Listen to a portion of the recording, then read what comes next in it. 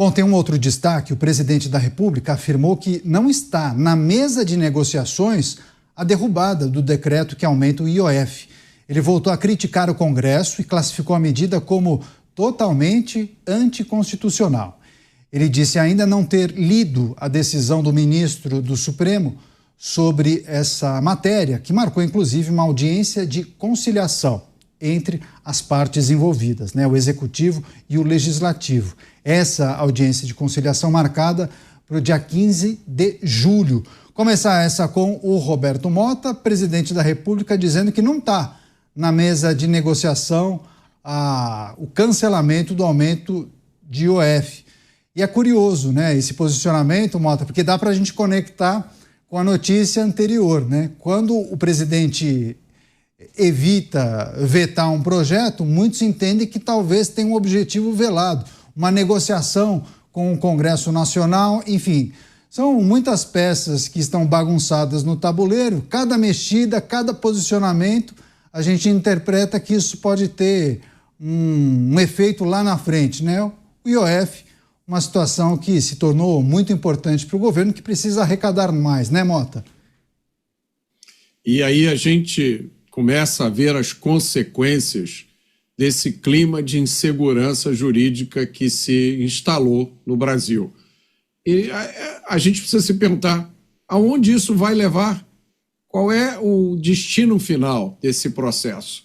Porque o governo emite um decreto para aumentar um imposto que, segundo muita gente que eu respeito, não tem caráter arrecadatório, tem caráter regulatório. E aí você vê a autoridade do governo dizendo, não, a gente precisa arrecadar, por isso aumentamos o imposto. Então, esse decreto do governo está errado, mas ele é inconstitucional, ele é inválido. Qual é o remédio para esse decreto do governo?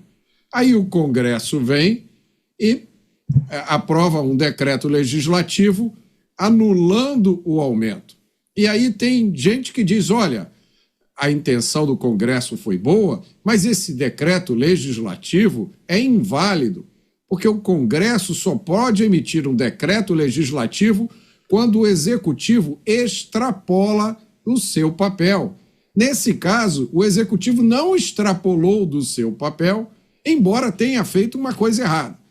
Aí vem o Poder Judiciário e diz, você está anulado, vamos sentar na mesa para negociar. Mas espera aí, não é função do Poder Judiciário chamar partes, especialmente poderes, para sentar e negociar. Não é assim que funciona o sistema de freios e contrapesos de uma república. E aí você pensa no cidadão que sai de casa às 6 horas da manhã, trabalha o dia inteiro, e aí chega em casa e recebe a notícia, o IOF aumentou. Olha, seu cartão de crédito agora vai ter taxas maiores, se você quiser comprar $1 para uma viagem, você vai pagar mais, um monte de coisa vai aumentar. Daqui a pouco vem uma outra notícia, olha, o IOF agora não vai mais aumentar, voltou ao que era antes. Aí o cidadão, poxa, caramba, até que enfim, uma notícia boa. Aí alguém chega e diz, olha, mas não comemora ainda não, porque eles vão fazer uma tal audiência de conciliação e ninguém tem a mínima ideia do que vai ser decidido nessa audiência de conciliação. Eu pergunto a vocês, qual vai ser o instrumento jurídico que vai resolver essa questão? Vai ser um decreto do governo? Vai ser um decreto legislativo do Congresso? Ninguém tem a menor ideia. Isso é o resumo do Brasil no qual nós estamos vivendo. Pois é, e essa é a dúvida, Qual é o caminho possível para essa audiência de conciliação? Tem um caminho do meio aí, Dávila? Porque é difícil, Na verdade, a manifestação da Justiça a respeito da derrubada das duas decisões favorece quem? Favorece o Congresso Nacional, porque o Congresso sustou a alta do IOF. Se a Justiça cancela os dois, derruba a alta do IOF. Então, em tese, muitos leram a manifestação da Justiça como uma vitória ao Congresso Nacional.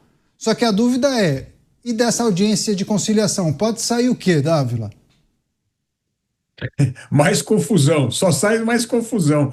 Porque, na verdade, o Supremo foi provocado para decidir o que é constitucional. O artigo 153, que dá poder ao Executivo a mexer nas alíquotas do IOF, ou o artigo 49, que dá poder ao Congresso Nacional a anular decretos abusivos do Poder Executivo. Essa é a questão. Não tem como conciliar. São duas interpretações da Constituição. E quando há interpretações divergentes, quem tem de dizer qual é a interpretação de acordo com o texto constitucional é o Supremo. E o Supremo não fez isso. O Supremo anulou os dois e diz: vamos sentar à mesa e conversar. Isso não existe na Constituição. Eu já disse, eu desafio qualquer ministro do Supremo mostrar onde é que está na Constituição um artigo dizendo que é dever do Poder Judiciário conciliar disputas entre o Legislativo e o Executivo. Isso não existe. Isso é mais uma invenção. Isso é mais uma fantasia da cabeça dessa turma que legisla de acordo com as suas fantasias e não de acordo com o que está na Constituição brasileira. No fato é, não tem como conciliar. São duas visões antagônicas. E o que o Supremo tinha que fazer era dizer qual é a decisão constitucional e qual é inconstitucional. Não tem meio termo, Caniato. Você tem que decidir. Então, mais uma vez, o Supremo Tribunal Federal criando insegurança jurídica. Nesse caso, por não ter decidido uma questão simples.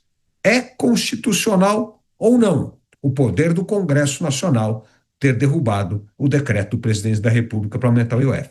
Esta é a questão que continua sem resposta. E não é na mesa de conciliação que a resposta vai sair, porque essa resposta só pode sair de um lugar, do Supremo Tribunal Federal.